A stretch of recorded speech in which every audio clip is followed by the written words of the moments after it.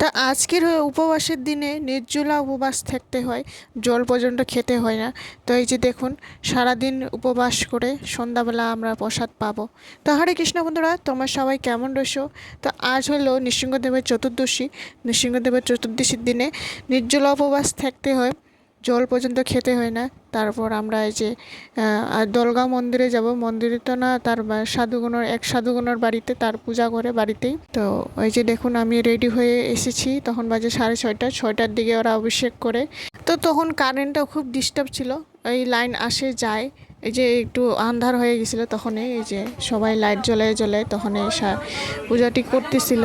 সন্ধ্যাবেলা অভিষেক টাইমটি ছিল 6টার দিকে, 6টা 5-এর দিকে। তো অভিষেক করার পর তারপর একটু পাঠ শাট শোনাইলো। পাঠ শাট শোনার পর এই যে এখন আরতি করার টাইম হয়ে গেছে তখন।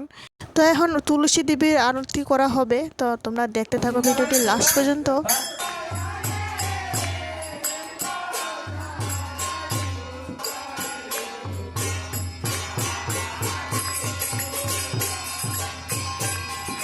আরতি হয়ে যাওয়ার পর এখানে নৃসিংহদেবের নবগ্রহের দোষ কাটার জন্য নৃসিংহদেবের কতগুলো বাণী লেখা ছিল, এটা মানে পড়লে ভালো হয়। তারপর এই যে বেলের শরবত দিল।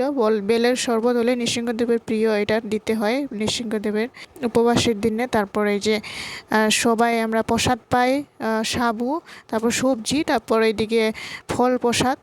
তো ভগবানের চরণামি দিয়ে আগে উপাসটা ভাঙি, তারপর আমরা এখানে শরবত খাই, তারপর এখানে প্রসাদ পাই। তো বন্ধুরা, ভিডিওটি ভালো লাগলে অবশ্যই লাইক করে দিয়ে যাবেন।